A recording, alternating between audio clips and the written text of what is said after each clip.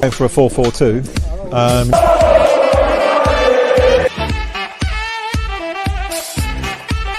He didn't know what was going on in the room. Elias managed to refrain from swearing.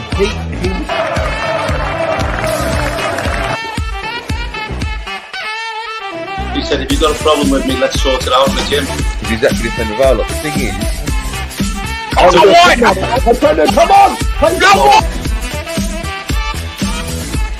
Where has that come from? Yeah. They brought through the door. You know, you look at the... What a performance. What, you know, the guys... No, that we ruled off.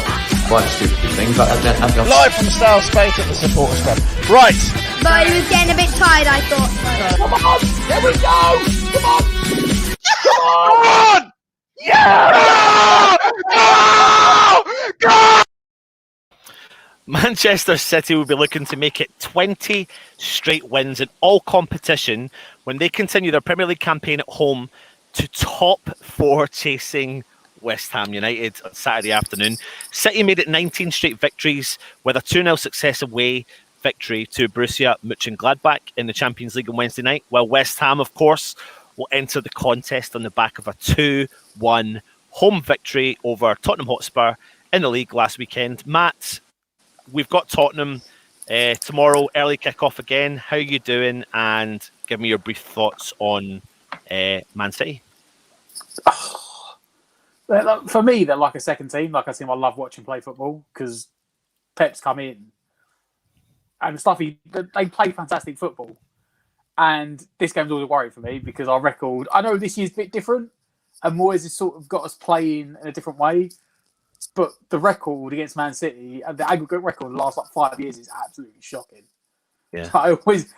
This is like there's 2 games a season I worry about, legitimately. Like any other game we turn up, Man City and Liverpool, the two games I go, it's not going to go well. Like in the back of my head, I know now we're a bit different, and even like the corresponding fixture we've done better this year, but it's always one of them games for me.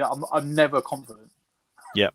Well, I'll tell you what, like we do week in and week out, let's bring on an opposition fan. It's time to talk Manchester City.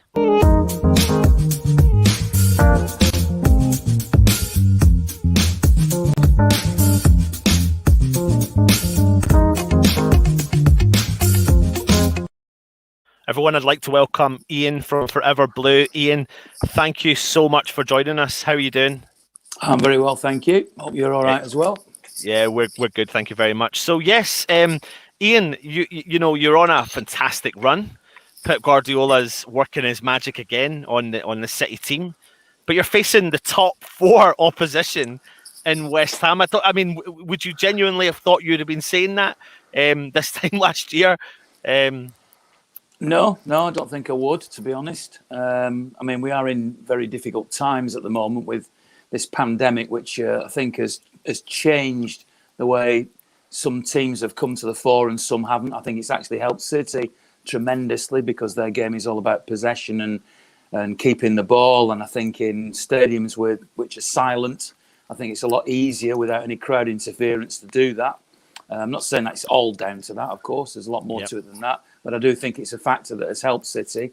And whether it's helped West Ham and David Moyes, I'm not as expert on West Ham as you are. I watch City every week rather than West Ham. I'm surprised that they're in the top 4. But frankly, I'm delighted because I feel that there is a strong bond, and I mean this seriously, between City and West Ham fans. Now, you may not agree with me, but my memories of City, I've been a sports journalist for the BBC for 30-odd years, as well as being home and away fan since the 70s. And I remember City being relegated on the last day of the season at Upton Park, and the West Ham fans after that game coming up to us and shaking hands and wishing us good luck for next season. And, you know, there seemed to be a camaraderie as if the crowd respect each other. So I've always had a bit of a soft spot for West Ham. So seeing them contending now is very good. And I'll let you into a little secret as well. When I was at the BBC, Oldham Athletic had a testimonial match for David Ayres. Don't know if you remember him. He was a left winger. And I knew David reasonably well. And he invited me to play in the game at Boundary Park. Now, for me, as a complete non-footballer, to actually be playing in a testimonial at a football league ground with 4,000 or 5,000, 6,000 people there was amazing. It was an Oldham Athletic legends against sort of stars from the media or whatever, and I was in that team, perhaps under false pretenses, but I was in it. And you know who the manager was that day? David Moyes. David Moyes was my manager. So I've actually been in the dressing room with him, giving me instructions on how to play the game. And obviously it was completely wasted on me because I was completely useless. But I can lay claim that David Moyes has been my only manager in a serious game on a football league ground. So another reason to particularly like Ian, West Ham. what position did you play? Were you a forward by any chance? Because we're looking for forwards right now, so you never know. And actually, it doesn't matter, Ian, what position you are, because David Moyes has got the magic to turn any player from any position into any position he's looking for at the time. No, that's a really cool story. Thanks for sharing that. Since that draw against West Bromwich Albion on December the 15th, 19 straight wins in all competitions. 19 straight wins. A lot of people have said that that up until that point City hadn't been playing particularly well. Now, admittedly, they'd lost at home to Leicester quite heavily, and we know that they lost to Spurs as well and drew with West Brom. So you could argue that the evidence backs that up. But actually, watching them playing week in, week out, I would suggest that they weren't actually playing that badly. There wasn't a great deal of difference to the way that they're playing now. And they were always within 3 or 4 points of top spot, even when they were round about halfway down the league. So I wasn't particularly concerned at that stage, and I was a bit surprised, really, that everybody was being so negative. Pep has said, though, that the West Brom game was sort of a bit of a eureka moment for him. And rather than have his players running about and showing lots of energy, he was trying to drill into them to keep their positions, to trust the system. And when I say keep the positions, I don't mean don't be mobile, don't move, but to always be mindful of the gap that they were leaving, how they were covering, the position that they were moving into, rather than just running around, like scolded cats or something. And from that point onwards, that's exactly what City have done. So this impressive run, which a lot of the credit's gone to defenders, and obviously, they've brought in Ruben Diaz, who looks a very impressive defender. But actually, I don't think it's just down to defending. It's down to the whole team getting and understanding the team play. They've not had an out-and-out striker. Aguero, of course, has been injured. And actually, I think that's helped in a bizarre way because they've had a very unpredictable front line. In fact, when the game comes round tomorrow and you're watching it on TV like I will be, you will see a graphic go up that will show the formation of City. And it will show them with a goalkeeper, a back four, a midfield three, and a front three. And that's how they'll describe it. The truth is that Cancelo, if he plays, or Zinchenko, if it's him instead, will play, as you probably spotted, as a midfield player most of the time, drop into full-back positions when he has to.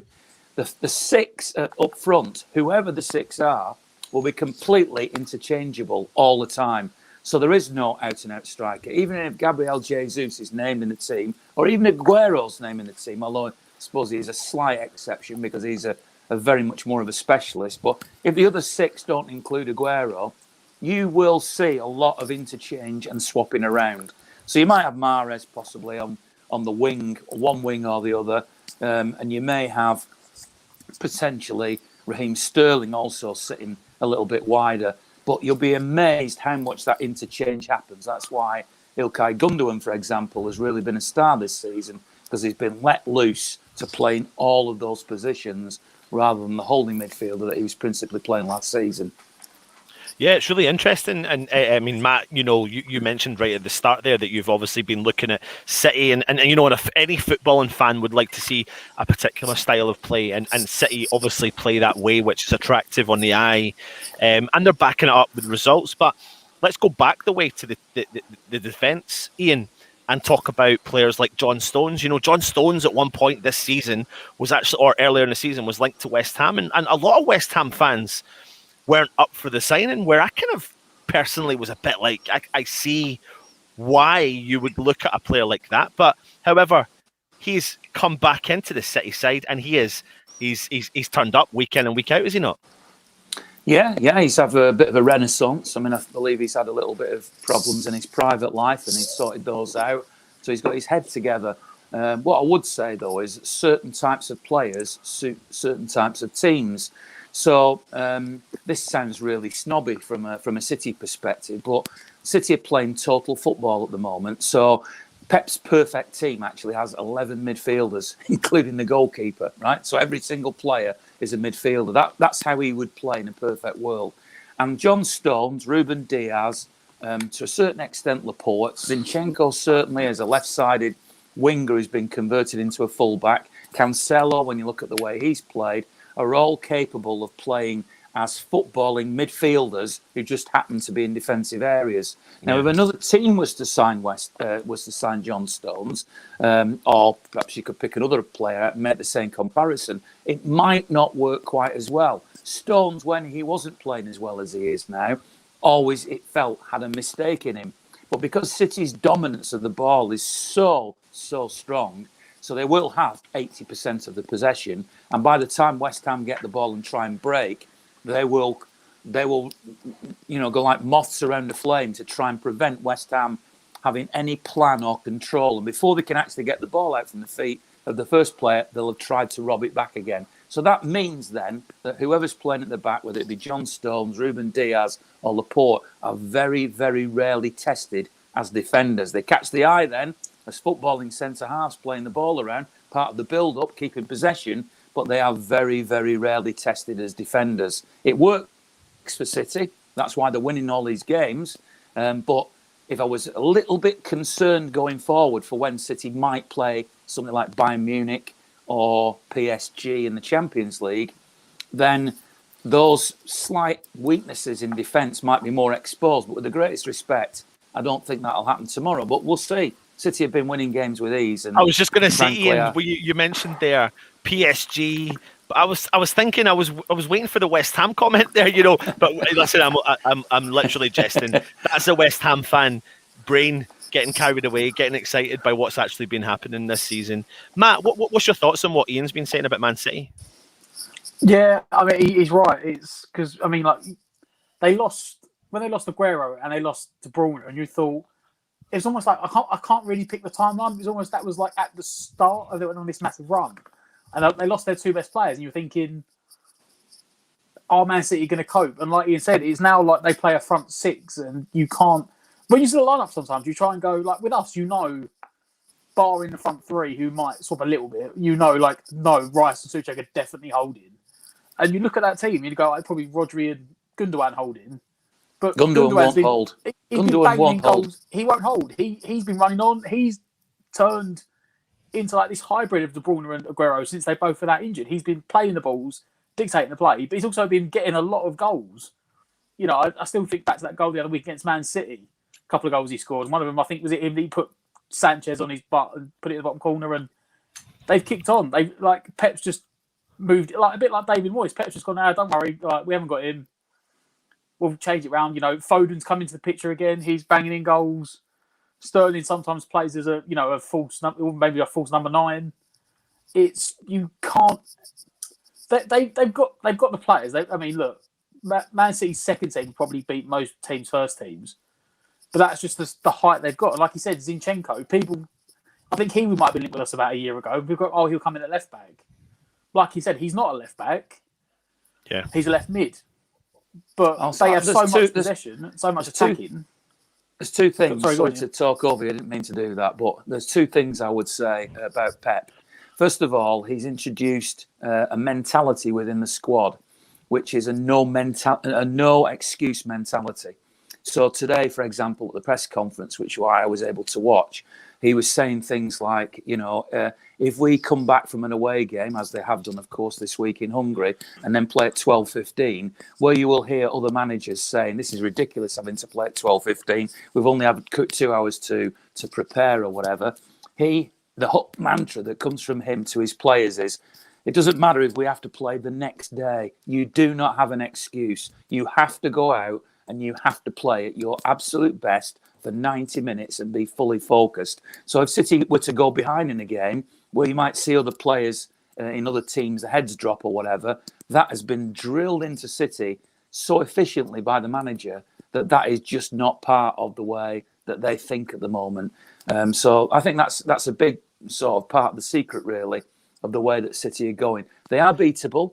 They do play this sort of mesmeric possession-based football. They will lose a game, and it'll probably happen in the league because, frankly, it looks that comfortable for them now, and they have other priorities like the Champions League and the FA Cup. And it could even be that West Ham are one of those teams that are capable of doing it. We will see. I suspect that it's probably more likely to come near the end of the season if the defeat comes, when they play Leicester, for example, away or something, when they might be in Champions League semi-finals and an FA Cup semi-final. And obviously they do change the squad around a little bit. But that I think, if you could define one secret as to City, it's not really a secret, because he also went on a lot today about, journalists were saying to him, you're only winning things because, you've spent more money or you've got the best players. And he said, yeah, absolutely. We've got the best players. The best players cost the most money. You can't win things without the best players. If you look in history, that's what Manchester United did when they dominated. That's what every Blackburn Rovers, if you want to use them as an example, at the time when Jack Walker's money came in, they bought the best players in Sheeran, Sutton and all the rest of it. So, of course, money plays a huge, huge part in it, and he doesn't hide away from that. He does not ignore that. He accepts that is actually factual.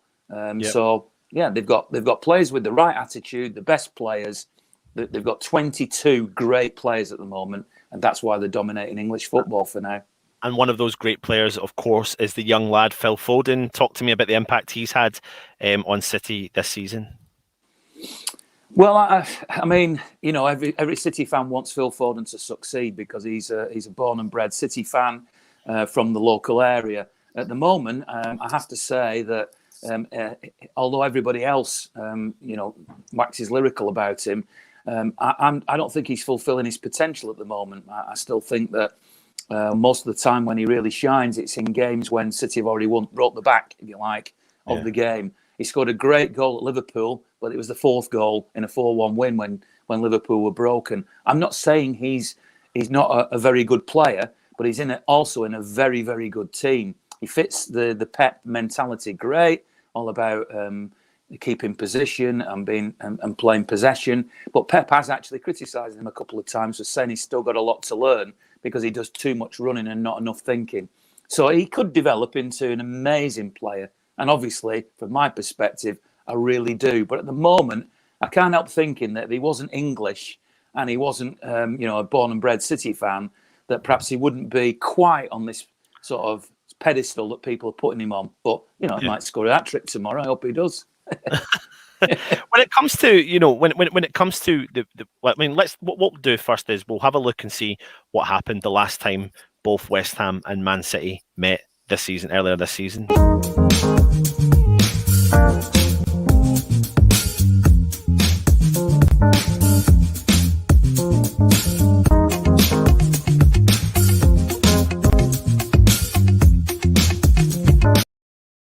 So, of course, the game ended 1-1 when Man City came to the London Stadium. What do you think's changed then, Ian? Two questions to you here.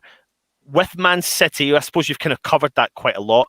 But what do you think that the Man City players will be thinking stepping into the game against West Ham with the form that West Ham are on, the capabilities that, that Moyes is doing? Do you genuinely think that he will turn up and be concerned about the players like Lingard and Antonio and the Rice and Souček combination in the middle of the park? Or do you think, listen, no questions about it, 22 solid squad players Man City have got. But what do you think the difference could be tomorrow? I think City are full of confidence. I think they all getting it at the moment from Pep's messaging. And I don't think they worry about the opposition too much. Pep said again at the press conference today that he was watching West Ham as he was flying back on the plane from Hungary. So he does research the opposition. He knows all about the opposition, and he will pass that information on to his players. But City's game is not about counter-attacking. It's not about how to nullify, particularly anyway, the opposition. It's about dominating possession. And they will be looking to have 70 or 80% of the ball. And every time a player gets it, he'll be looking for another City shirt. And they've been so successful at doing that and making it look easy that the games have started to look easy. So the only threat I can really see in the Premier League this season is that if a team comes with a slightly more unusual plan of maybe hitting long balls or high balls into the penalty area or flooding a lot of players into the box just in short bursts, that might be the sort of thing that unsettles them. But pretty much everything else that every opposition throws at them, they know how to deal with it. If they press City, then they go over the top with one of Edison's long balls. If they sit back, then they just keep playing football until a gap opens and they send in a ball and head a ball home, even from little men like Bernardo. So they know how to win through whatever the opposition are. And I don't think genuinely, and it's not disrespectful, they just don't worry too much about the opposition. Yeah. Matt, when it comes to, what Ian had mentioned there about possession, you can't help but think that that's the kind of game that Moyes has actually turned West Ham's game into. It's, he doesn't go into games expecting high levels of possession. When we turn up even against teams that, that are fighting relegation all the way up through the highest part of the league, it's a little bit like he goes, have all the possession and I'll work to your strengths and I'll try and match or beat your strengths, but I won't. The one thing I'm willing to give up is a possession. Do you see that point of view there with Moyes? And I know we're talking a whole new ball game here with Man City. Yeah, I mean, I do. I've had to learn to not worry this season on the possession, because normally in the Premier League you don't have possession, you get punished. I do still worry tomorrow because there's difference between other teams having the ball and attacking us, and then Man City, because if you don't have the ball against Man City, you might not have the ball for 15 minutes. Like, they just pass it around you continually for 15 minutes, wearing you down, breaking you down. It is the way Moyes set us up, and Moyes will probably try and hit on the counter, but it's very much going to be attack versus defence tomorrow, and I don't know. It's like Ian said, Pep won't be bothered about how we play. He'll know how we play, but he's not going to change how he plays for us. I said they do what their passing and movement is second to none. They're attacking. That's why they're at the top. They've got goals across the board. We played Tottenham last week, and I don't know how many shots they have from outside the box, but I don't think a single one of them was on target. Whereas they've got the ability, even in the defenders, that if we continue to have shots from 20, 25 yards, a couple of them will end up in the back of the net. It's going to be a difficult game. Let's be fair. Man City are, for me, a class above this season. They are. I mean, I know we said about them spending money, but they won the title 1-2 years running. Liverpool obviously come through last year, but they've come straight back at it, Man City, and at the moment they do look, especially this 19-game winning one, they look a world apart from the rest of the teams. So it's going to be I'm trying to not sugarcoat it too much, but I get it. Ian, let's have a look and see the team that Man City put out last time out in the Premier League against Arsenal. And when you look at that team, thinking about the game tomorrow, what do you see the lineup looking like? Do you see many changes to be made? What do you think in the comparison? It's almost impossible to predict Pep's team, to be honest. I mean, I've seen somebody read one of the comments going across the bottom saying City might be tired from the midweek European trip, etc. First of all, I would say that I've been on European trips when I've been on the City plane, but this is the same, whoever it is, really. When you come back from Europe, the players are sat in beautiful armchairs with PlayStations and all the rest of it. It's like being in your front room. The actual journeys don't tire them out. I write a newspaper column every week, and I said this after the Arsenal game last week, not the midweek game, but the same could be said for midweek against Borussia Mönchengladbach. It looked to me as if the kit man at the end of the game would say, right, everybody give me your kit back. They would just fold it up, put it back in the box, and it'd be ready for next week because no sweat was on the shirts. They absolutely are in cruise mode at the moment. They're playing at 2/3 of the pace that football would normally be played at with a crowd there, and that absolutely suits them down to the ground. And he could make 7-8 changes tomorrow. Who knows? They've got another game on Tuesday against Wolves, so they have a big enough squad to be able to change things around, you know, and obviously it could be that De Bruyne and Aguero come in tomorrow, so it's hardly weakening the team, is it? Oh no. Ian, when it comes to a couple of more questions for you before we ask you for your predictions, who is the man that West Ham should fear the most from Man City? Now, we know we could name several, but I'm looking for one player. Who's the man that Man City fear the most? That's the two questions. Well, I don't know who City would fear the most. I'm a big fan of Antonio, so he would be the player that I would be looking at and thinking he's the player that I would probably fear the most. In terms of who West Ham should fear, the great thing about this City team, and I know I keep saying it, and Pep keeps saying it, is it's all about the team. So one week, it's one player that's the star and gets the goals and gets the headlines. The next week, it's another. They're all capable of very special things. Most of the goals they score, you talked before about long-range shots against Tottenham. Almost always, City's goals are scored by team play that ends up with a cross and a ball into the 6-yard box that's tapped home. They very rarely punch shots from long distance. They nearly always do it through quick interchange of passing, slipping a player in behind a defence who pulls it back, or a curled cross like we saw the Bernardo header the other night. So I don't think there's any. I know you want me to give you one, but I genuinely mean this isn't me evading the question. In a different year, if you get me back on next year, Pep's team's playing in a way, I'll be happy to say he's the threat. But at the moment, I actually think it's the collective that's the threat. Yeah. Okay, then I'm going to bring you on to the nitty-gritty, the predictions for tomorrow's game. Ian, what is your genuine? It's fine. Listen, we know you're, and listen, we feel it. We see the confidence. We see the City team that's playing week in and week out. West Ham are feeling confident right now. West Ham are feeling like literally any team we come across. I'm being honest though, Matt. You know, it's true. We're inconsistent with everything that we've said all year. We're turning up week in and week out. We're turning up against teams that we don't expect to turn up against. But I'm going to go for it. Come on, let me know, Ian. What's your thoughts? What's your predictions for tomorrow? Well, first of all, I don't do score predictions for anybody. I never do, because football is so unpredictable, it's impossible. What I will say to you is what I said the other night to a friend of mine ahead of the Borussia Mönchengladbach game, when he was suggesting that the Germans might be a bit of a problem, that, you know, this could be the one where the run ended and everything.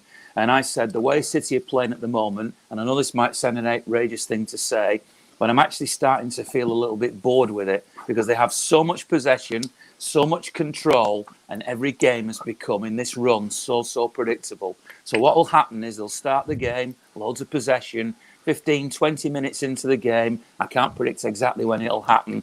They'll get that breakthrough, they'll take the lead. West Ham, whoever it is, Wolves next week, it doesn't matter who it is, will then start to lose a little bit of confidence, and City will then just slow the game down, keep possession, keep prodding, keep probing, and probably at some point in the second half, they may or may not get a second, but they'll do whatever they need to get the 3 points against West Ham. So I firmly believe, I'm a real old school City fan who was used to watching them in the old third division, who went away to London games for many, many years, including many trips to Upton Park, always expecting to come home defeated. It goes against my nature to be confident. My nature is typical City will blow this, typical City will lose this, we'll never win against them. But at the moment, you can't argue with what they're doing. So I expect them to win without really having to exert themselves that much. And I know that sounds terribly disrespectful, and it might also sound outrageous to say, I hope West Ham really give us a good game. And I wouldn't. It doesn't really matter to me now as a City fan. We're edging ahead. If we lose tomorrow, it's not the end of the world. You know, they've got a nice lead and they're capable of going on a run like this again. Maybe it'd be nice to get the monkey off the back and lose a game.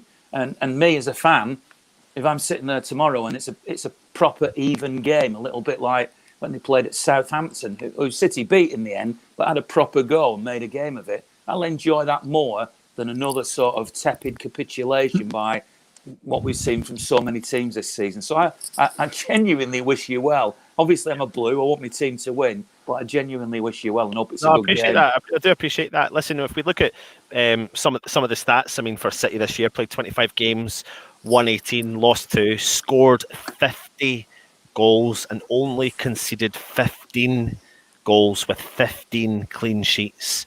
You know, there's a lot of positive reading there. Really is a lot of positive reading. So, Ian, listen, thank you so much for coming on, talking Man City, and as we always say, Matt, you know, I wish you all the best after tomorrow's game.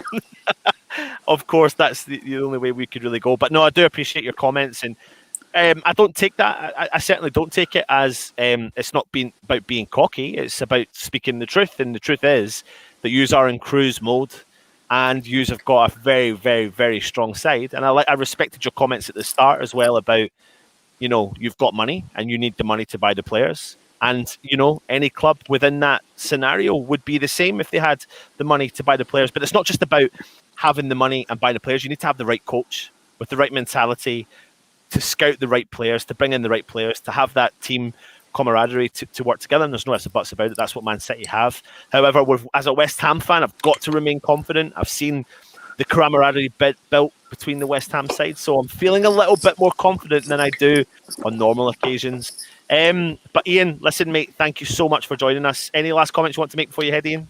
Well, first of all, thanks for inviting me, which I really appreciate. Obviously, if anybody's listened to this and thinks, well, you know, who is this guy? I do a podcast every week, which you can find on all the usual platforms. I've got a YouTube channel. I interviewed Trevor Morley and Ian Bishop, who obviously played for both clubs, good friends of mine and people who I really admire. So take a look at those if you like. And my biggest wish, as a lifelong match-going fan who literally for 45 years until this pandemic had pretty much gone to every single City home and away game, my biggest wish is that next season, when the two teams meet again, that if it's not us meeting in person, that we as football fans are back together. Yes, we've got our rivalries. Yes, we want our teams to win. But the most important thing for me is getting back in that stadium and enjoying the match day experience instead of sitting in front of a telly every week. Absolutely, mate. 100%. Couldn't agree with you more. Ian, thank you very much for coming on. And like I said, all the best for the rest of the season after tomorrow's game. Take it easy, mate. Thank you.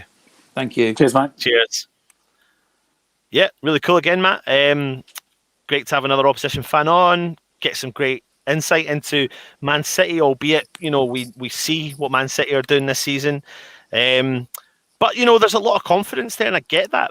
But, you know, this winning streak will have to end at some point. It will. I mean, it will. And, you know, it would be... It would, like, old school West Ham would just be another number on the, you know, it'd be, oh, now it's 20. David Moyes knew West Ham. If people don't know who turns up, and it's people don't like playing against us, and we've become defensively awkward to play against. Teams don't like breaking us down. Teams don't like playing. You know, and he said, "Oh no, most of our goals have come from putting crosses in." And I'm thinking, if that's their game plan, they're going to have a hard game because, with no doubt, we'll get to team later. But no matter what way we set up, one thing we like doing with the big guy defenders we have is them putting crosses in. So that gave me a bit of confidence, thinking, you know what, maybe we can get something out of the game tomorrow. Yeah, of course, mate. Well, listen, it's that time where we start to talk our beautiful club, West Ham. Time to talk West Ham.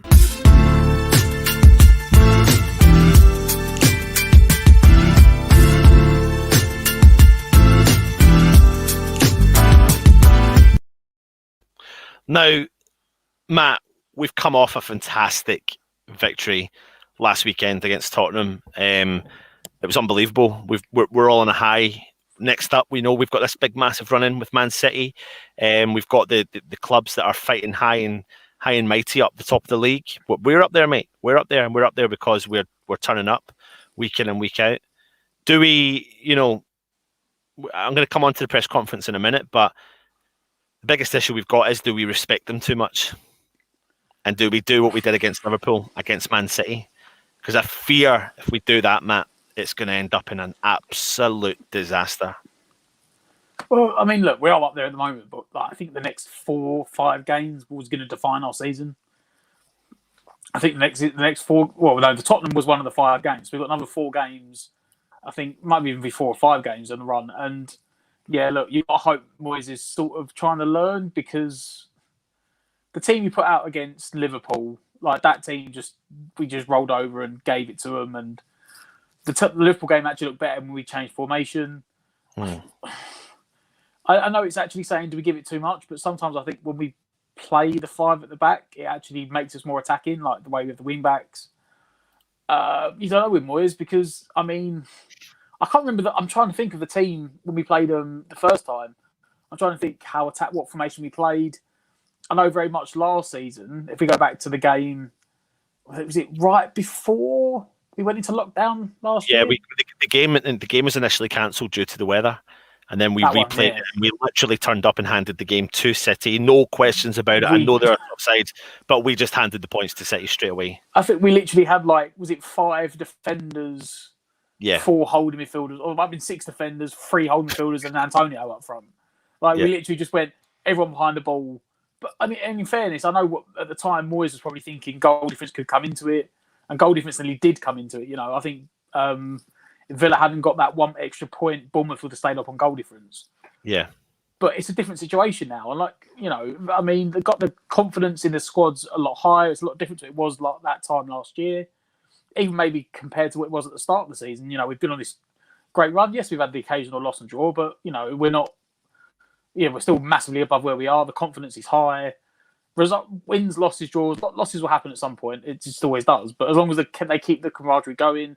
As you said, the thing is that there is no. He's in a no loss. Essentially, he's in a no lose situation tomorrow, unless like you said, he gives them too much respect. Because at the end of the day, we're expected. Most people, even in our position, expect us to lose. Yeah. Well, let's hold more thoughts. Let's go into what Moyes has been saying this week. So let's go and have a look and see what the gaffer has had to say.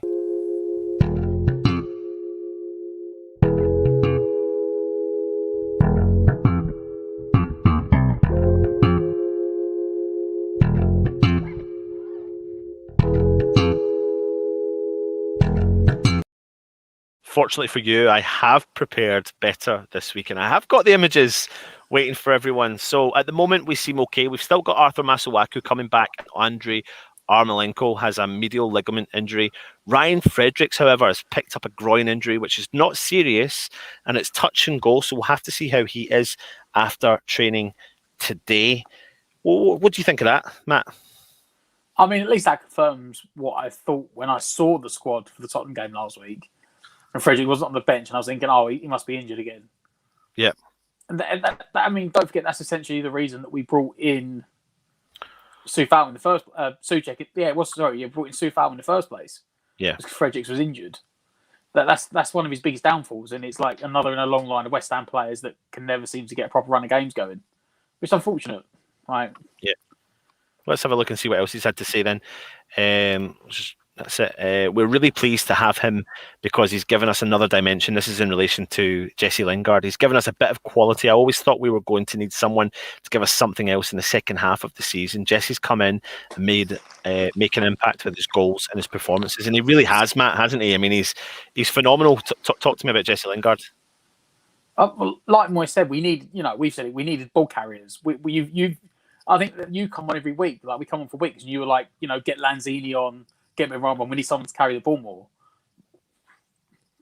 I think it might have been Mark Noble made the comment the other day that, like, he knew how good Lingard was. We didn't realise how good he was until he comes training. He's like, you can give him the ball and he's going to carry it up the pitch. And we haven't had that. We've had it on the wings with the width, but we haven't had it in the middle of the pitch. And it's the energy as well. He's starting to get some sort of plaudits in the press now, and you think. Bear in mind, this guy realistically hasn't played properly in about 12 to 18 months. Like, last season, I don't know, he didn't get his first goal last season until the last game of the season because he just wasn't playing at Man United. And he said himself, I kept training, and he didn't give me the chance. If you look at, compare him to, say, Ozil, who's just left Arsenal, and he's still getting canned in the press, and he's getting 5 out of 10 ratings in Turkey because they were like, he's just unfit, he's not trying, he's not having any impact. And then you look at Lingard, who's left Man United. Don't forget, he could have come to us and just strolled around, not done anything, had a sulk that, oh, I've come out. And instead, he's trying to rejuvenate his career with us at the moment. And he's given us extra dimension, something we didn't have, that's the benefit. It gives us options. He can play multiple positions. But what I think is really interesting about him in particular is the fact that, and even relating it to what Ian said about Man City, is no real club goes and puts the pressure on the City defence. And if Lingard doesn't have the ability to sit back, mate, he really, really, really doesn't. And if West Ham can press so much to create enforced errors, then I don't know if I'm going to see a West Ham that actually turn up and just go, there's the respect that you need, because Lingard's style of play does not allow that. And if Lingard is going to have found my of course, that's related, just in case anyone's watching. I jumped onto Russ's show. My daughter came on, and then suddenly I disappeared, and I hadn't took my eyes off the camera. She went back to my wife, so it was all good. However, you know, if Lingard is going to do that, his game isn't to sit back, Matt. And if he plays, which we are fully expecting Lingard to play, that means that there's going to be a player up top alongside another player up top, which is going to be Antonio, which is always going to force West Ham to, either turn up on the day or we're going to have a big gap again. And we can't afford to have that big gap because that's where Man City play the game. So we're going to need to, as a team unit, decide, are we going to go forward with the Lingard and Antonio press, or are we going to have that gap? Because I'm not, you know yourself, Matt, we ain't going to see Lingard tracking back to the defence to do all the work rate. You know, he's got the work rate, he does come back, but it's not, he's the one that reduces that gap. And that's my biggest concern is, will Moyes try to bring him back? That's not his game. Will that work against West Ham? Or are we giving too much respect, even in this preview, to Man City? Look, you've got to give them the respect to an extent because of just how good they actually are. Like, let's be fair. I mean, I've watched them this year, and the only thing I would say is, like you said, they score 50 goals, so they only score on average 2 goals a game.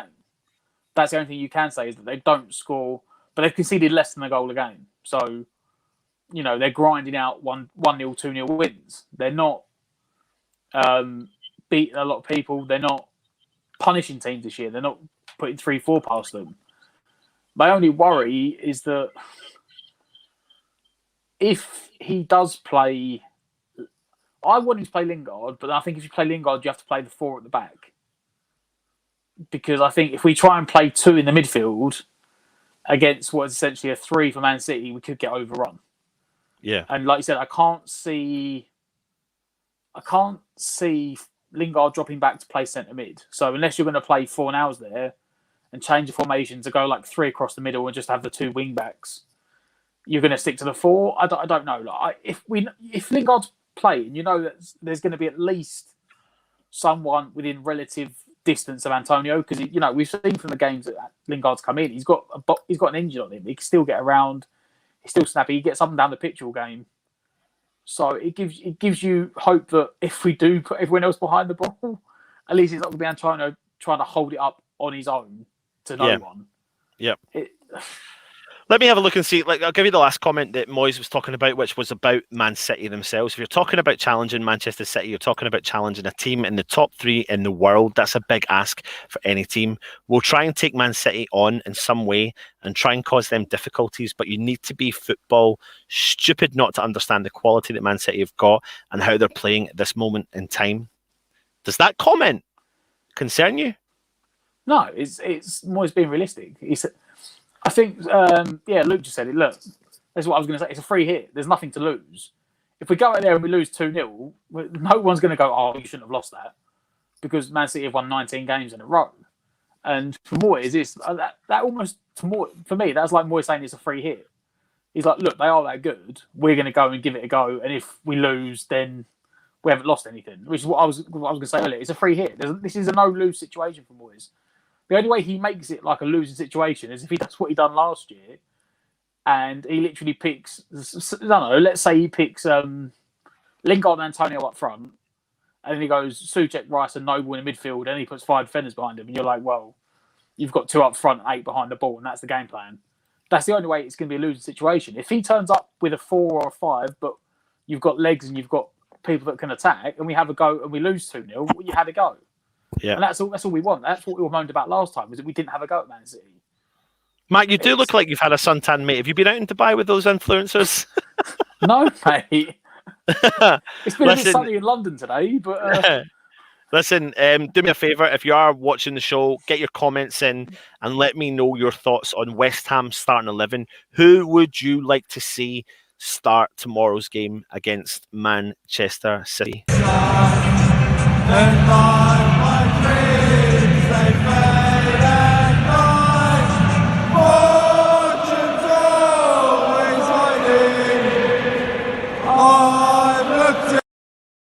Now, listen, if you are watching, join us tomorrow for a match day live. We will be on early doors. Kickoff is 12:30. However, we will be on from about 11:15 onwards. So it's a long day, and I'm just going to have to break that news to the missus when I head outside of this cupboard, because she certainly wasn't happy, but she didn't spoil my last weekend anyway. Matt, let's have a look and see the lineup we put out against Tottenham last week. As you can see from here, we had Fabianski in goal. We had Creswell, Diop, Dawson, and Soufal with a back four. We then had Souček and Rice in there protecting, with Bowen, Fornals, Lingard, and Antonio up top. What do you see, if at all, any changes in that lineup, mate? You know what? It wouldn't surprise me, but I don't think he can do it. Is that he might drop Lingard? Because I can honestly see him going to a 5 at the back. And the way we played the 5 at the back, we played the 5 at the back and the 4 in the midfield. So I can't really see him playing Lingard as like a left mid. Honestly, I hope he picks the same team. Bold statement, Matt, about dropping Lingard, though. I hope we play the same team, right?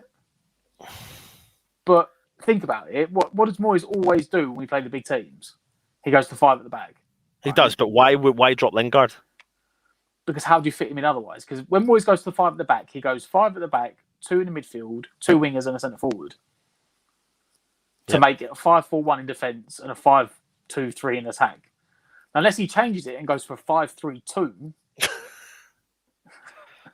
Like, I'm just saying, I hope he picks that team on the screen.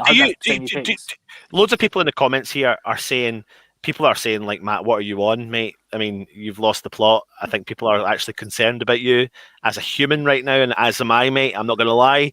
I was joking. Seriously, though, like, if he goes to 5 at the back, first thing he'll do is he'll take... Like, the worrying thing is, right, if I look at that team and I go, you're going to put a 5 at the back, you've got 1 or 2 players drops. It'll be Fornals or Lingard, and they'll bring in Johnson. Because he'll go 5 at the back, 4 in the midfield. But can I ask though, when you loads of fans, and I get it, I get the 5 at the back, I get it. I'm not, but I'm going to say is, does 5 at the back start to respect the opposition? Yes. Does that not kind of yes and no? Because what game was it? But my biggest concern about that though, Matt, is like, well, looking at this lineup, you put 5 in that back, you're going to have to drop one of those forward 3 players there, Lingard, Fornals, or Bowen. You do that, you're taking any form of attacking threat away. Obviously, we'll still have an attacking threat, but it's inviting City to play.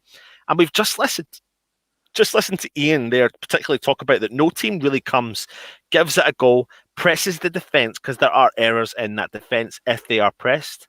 Now, I genuinely don't know, though, mate, if City have come up against this particular lineup. Now, this is me trying my best not to come across too cocky, considering they've played some of the best clubs in Europe. However, we're a club that's on form. We're a club that's confident. We are a club that you could questionably say are punching above our weight. And by punching above our weight, have learned many, many bad lessons and many, many good lessons. And this is the game where Moyes can really, as what people are saying in the comments, turn up and actually give Man City something to think about. And you look at their defence, okay, they've only conceded 15 goals this year, but has any team really taken the game to City? What have they got to lose? My biggest concern about week in and week out with West Ham is, why do teams not take it to them? Is it because they're fearful of conceding 5 goals? Yep. If they're fearful of conceding 5 goals, there's been 19 games that they've just recently played, and Man City are just banging in the goals. Well, okay, they're not scoring 5-0, but their teams are still losing. And it goes back to that question, Matt. I'd rather lose trying than lose conceding a 2-0 defeat. I'd rather lose 5-0 trying than losing 2-0 to just turn up for the day and give them the points. And I feel like going 5 at the back would do that for this particular game. For this one game. I think I'm still thinking back to some of the times of the season when we played the 5 at the back, and we didn't do it against Liverpool, we played the 4 at the back. And then after the game, everyone went, we should have played 5 at the back. We played the Man United Cup game in the second half, we played the 5 at the back and we looked better with the width. I'm thinking they've got a lot of pace. Like I said, there's things built on wings and crosses this season. They're built across getting crosses in. And that the only thing with Creswell is he hasn't got the pace. He doesn't want to be dragged into really far out wide. So, look, I hope that team that played is a team that starts. I'd rather see Ben Rama in for 4 hours, but again, it's a Man City team, so you need the legs. So I can see why he'd probably start 4 hours and not Ben Rama. I'm just really worried that he's going to bring Johnson in. Very, very quick point that someone put up here. Let me just find it. Was it about... where is it? Was it Antonio? Was it about dropping Antonio, playing 5 at the back and unleashing Antonio in the second half if need be? I'd be more inclined if there was an option there to do the 5 at the back. I'd be more inclined to look at doing that option because I think that you can't really afford not to have Antonio if he's playing fit, and because I think he can cause a concern. However, we've turned up without playing a striker, and we can do it. I'm trying to find the comment. I don't know who wrote that. Oh, there it is. There, it's right in front of me. Could go 5 at the back and leave Antonio out for the second half. See, if he's willing to change formation, I would happily play. Like for me, realistically, if it was me picking and we're going to go 5 at the back, the player I drop from that team is Bowen. I'd drop Bowen, bring in Johnson on the left. I'd have Rice, Souček and Fornals as a midfield 3, and then leave Lingard up front with Antonio. Yeah. But whenever we played, apart from I can't remember what game was it. I can't remember now. I know we played. It might have been a cup game. We tried it, and he tried to play Haller up front with Bowen as a front 2. I think it might be one of it might have been one of the Carabao Cup games. Now, apart from that, he's always played a 1 up front, even whether it's 5 at the back or 4 at the back. And he seems to like the width. He seems to go with we've either had a 4-2-3-1 or like a 4-5-4-1. Yeah. So it would entirely change the formation. And so you don't really want Lingard tracking back. I mean, he could drop Bowen and leave Lingard on the wing and still make it a 4 in the midfield. But I just think you might waste him playing him like left mid. Yeah. Look, I don't know. It's Moyes. We don't know. Like you said, he has a habit of giving the big teams, shall we say, too much respect. So I hope we pick the same 11 from the last game. But my trust in Moyes for these sort of games just isn't there yet. Yeah. No, I get it. People are saying we shouldn't break up the band, and I absolutely agree. I don't think we should break up the band because that's a band I'd love to see perform at the highest level in front of the largest crowds, but unfortunately we don't have the largest crowds just now. Get your comments in. I mean, loads of people, we've been putting the comments up as we've been chatting about the starting 11. But Matt, before we get into what we would like to see or what we think Moyes will do, I want you to start putting your predictions in the chat and we'll go through some of the predictions for tomorrow's game.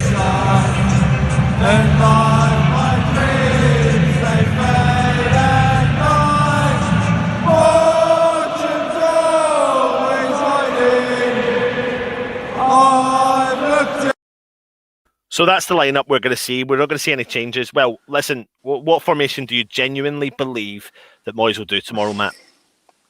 I said, I know it's a guessing game. I want this team. Yeah. But part of me thinks he's going to go for that 5-2-3. So if he's going to go 5, who are you suggesting he will drop and bring in? We know you're talking about Johnson. So who's he going to drop for that? Fornals. The work rate. I reckon he'll drop him for Johnson. Because if you imagine, like that team on the pitch right now, Yep. you imagine Dawson, Diop, and Krez will all tuck over a bit, take Fornals out, drop him into left back and put Johnson there, and leave the rest of the team as it is. Yep. This has got potential. I do think I could see it being Bowen. He's got a history of doing it with Bowen in particular. But anyway, listen, we're trying our best. It's going to be tough. We could be sitting here all night guessing it. Let's get on to the nitty gritty, mate. Let's get on to our predictions for tomorrow night. And what I'll do is I'll give you a little bit of a rundown and let you know what everyone is saying. Scott Randall saying a Desmond 2 weeks ties it with a penalty in the 96th minute. Scott, I don't know if you replied earlier on. Let me know if you've got your top. I don't know if you've got your top yet. It's been sent, as you know. I sent you the email, but just let me know when if it's arrived or when it arrives. Mark Ratchford is saying West Ham 2-1. Neil from Down Under is saying West Ham 2-1. Graham Lindsay all the way from Alberta, Canada. The game starts at 5:30 a.m. tomorrow, so I'll get a lie-in compared to last week's 1-0 tomorrow.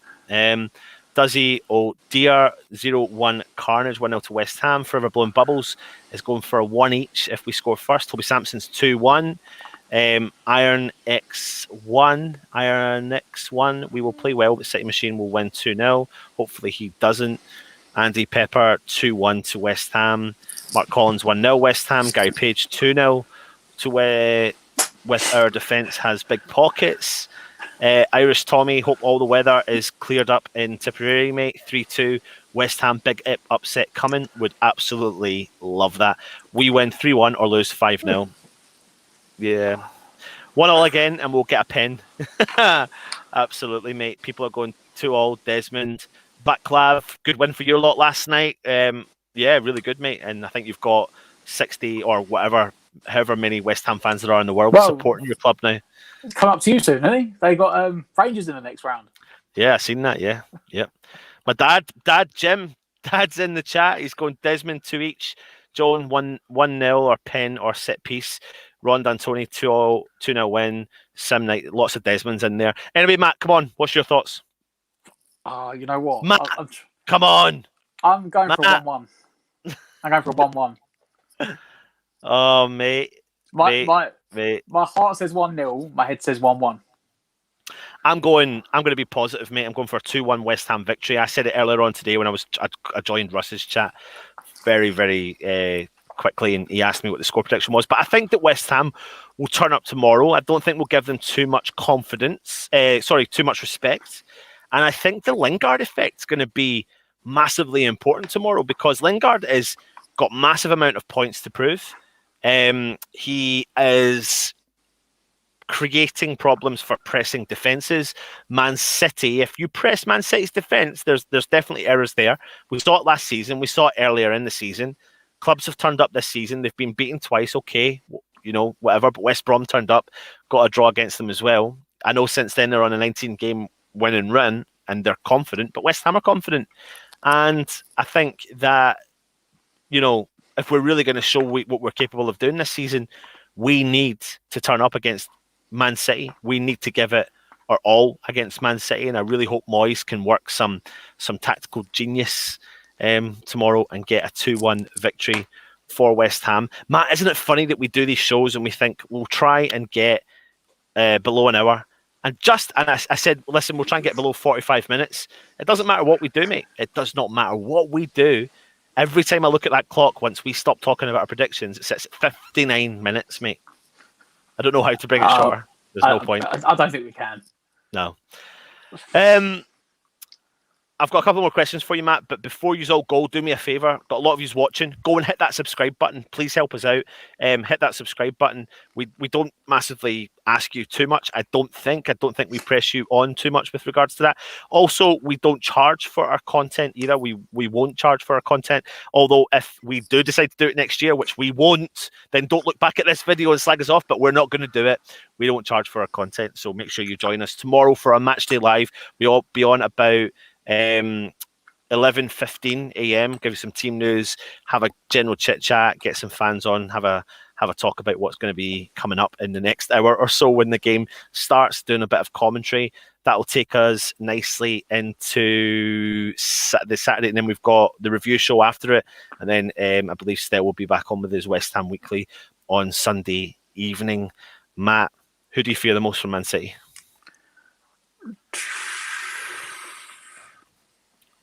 In that current team, if it's the way it's been playing, I want to say Gundogan, because he just seems to have come to another attacking level. If they play their second team, Kevin De Bruyne, because the guy is probably one of the best midfielders in the world. So he always pops up against us, doesn't he? In the last couple of years, we've been results where we've nearly had it, and then he just pulled out like a worldie of a goal or an assist. Yeah, I'm going to say Sterling. I'm saying Sterling. I mean, I'll always say De Bruyne, but I think sometimes De Bruyne's strong ability to play so well every single game sometimes makes other players slightly go under the radar, even though it doesn't. So I think we just need to keep an eye on all their players, but Sterling's definitely one. And the player they should fear the most tomorrow? You know what? I just said he might drop him, but I'm going to say Lingard. Ah, there he goes. He's back. He's in a drink. He's back. Only because of the Man United connection.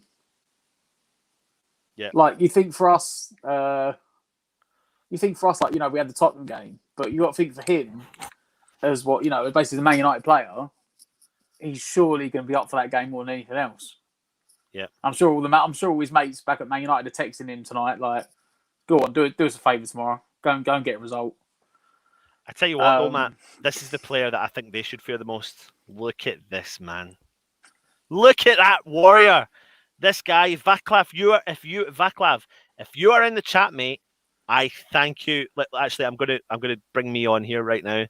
I thank you very much, my sir. I thank you for bringing this guy to our attention, for bringing him to West Ham, for bringing Sufal to West Ham. And you know what? I seen the player scored a great goal last night, Sima, and I would love him to, of course, come to West Ham. And respectfully, I hope you keep doing well, of course, as well. But yes, I love your players, and thank you very much. I mean, Souček, mate, is so important to what West Ham have been doing week in and week out. Since we've signed him, he's just been a fantastic signing. And these are the sort of games, mate. These are the sort of games where we need Souček and Rice firing on all cylinders. The midfield battle. These two guys need to raise their game to that level, and let's see if they're capable of doing it. I think they can. I'm going to have the confidence in the fact that we can. So let's see. Thanks very much, Vaclav. Keep your comments coming in. Keep hitting the like button. Subscribe to the channel. All that malarkey. And of course, we'll be back for the Match Day Live. Matt, anything you want to say to anyone? No, I was going to talk about maybe Sparta Prague, but like I said, they won yesterday, didn't they? Great result against Leicester. Yeah. And like you just said, Sima scored another great goal. Someone I'd love to have, but I think he's going to go bigger team. I think big teams are starting to look now. Yeah. I'm sorry, but I need to put this up, and I'm going to need to put this comment up with it, and I'm going to do it. I need your bike, your clothes. No, is it your clothes, your bike? No, what is it? Is that the right way? I've ruined it. I need your bag, your clothes, and your potato salad. Your clothes, your boots, and your motorcycle. That's the one. I need your clothes, your boots, and your motorcycle. Anyway, thanks for joining us. We're waffling now, as we do at West Ham United. Hit the subscribe button, comment, like, all that malarkey, and let's turn up tomorrow and get a result. Come on, you Irons! He's been Matt, I've been Anton. This is West Ham United. Come on, you Irons.